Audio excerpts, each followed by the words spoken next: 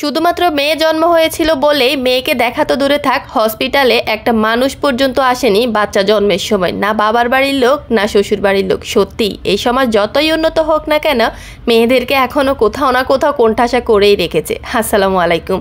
আপনাদের সাথে বেশ কিছুদিন আগের একটা ঘটনা শেয়ার করছি, যেটা আমি আমার নিজের চোখের সামনে দেখেছিলাম। আমার বাচ্চা আমার দ্বিতীয় প্রেগনেন্সির সময় আমার হিমোগ্লোবিন কম থাকার কারণে আমাকে ব্লাড নিতে হয়েছিল। তখন আমি হসপিটালে 3 দিন অ্যাডমিট ছিলাম। আর তখনই আমি খুবই সামনে থেকে একটা ঘটনা দেখেছি, আর দেখে শুধু যে আমি কান্না করেছি ব্যাপারটা এমন নয়, হসপিটালে ডাক্তার নার্স সহ সবাই অনেক বেশি আফসোস করেছিল ওই মানুষটার জন্য।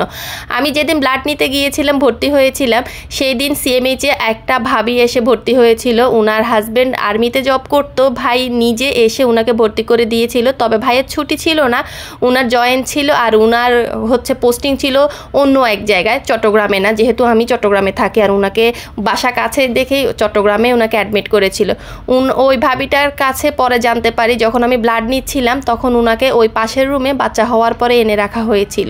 তখন ডাক্তার ওনাকে জিজ্ঞেস করতেছিল যে আপনার বাচ্চা জন্ম হয়েছে, আপনার দেখি কেউ নেই। ওনার এক হাতে ক্যানোলা ফিট করা, স্যালাইন সেট করা, উনি ওই অবস্থাতে ওই পিচ্চি বাচ্চাটাকে, সদ্য যে বাচ্চাটা দুনিয়াতে এসেছে, ওই বাচ্চাটাকে কোলে নিয়ে ব্রেস্ট ফিট করাতে যাচ্ছে, বাচ্চাকে নাড়াচাড়া করাচ্ছে। ওনার ভীষণ কষ্ট হচ্ছে, দেখেই বোঝা যাচ্ছে, কারণ ওনার নর্মাল ডেলিভারি হয়েছিল, সিজার না, কিন্তু ওনার পাশে কেউ ছিল না।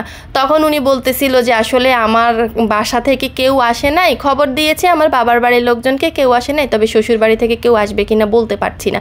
তখন ডাক্তার ওনাকে জিজ্ঞেস করেছিল, আচ্ছা আপনার আগে বাচ্চা আছে না, আগে কি বাচ্চা? উনি বলতেছিল যে আমার 2টা মেয়ে আছে আগে, আর এখন আবার তো আরেকটা মেয়েই হয়েছে, 3টা মেয়ে। আর মেয়ে হওয়াতে নাকি ওনার শ্বশুর বাড়ির লোকজন অনেক বেশি অখুশি, আবার ওনার বাবার বাড়ির লোকজনও যে খুব বেশি খুশি তা কিন্তু না, ওনারাও একটু অখুশি। কিন্তু মেয়ে তো, সে মেয়ের রেসপন্সিবিলিটি তো আর ফেলে দিতে পারবে না, সেই জন্য বাবার বাড়ি থেকে কেউ না কেউ আসবে।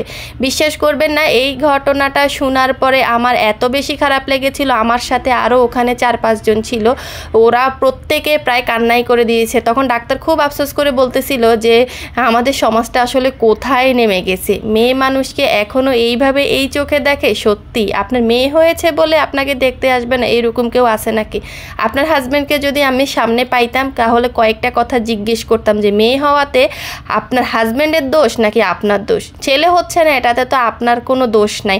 আমাদের সমাজের এখনও কিছু মানুষ বিশেষ করে মনে করে যে ছেলে না হলে সম্পূর্ণ দায় হচ্ছে মায়ের, কিন্তু এটা সম্পূর্ণ ভুল কথা। একটা ছেলে জন্মের পিছনে মায়ের কোনো হাত নেই, বরং পুরুষ মানুষের অবদানটা সেখানে বেশি। এখন আপনার হাজব্যান্ডকে পেলে আমি কথাটা জিজ্ঞেস করতাম, তবে আপনার জন্য এই মুহূর্তে আমার আফসোস করা ছাড়া আর কিচ্ছু করার নাই।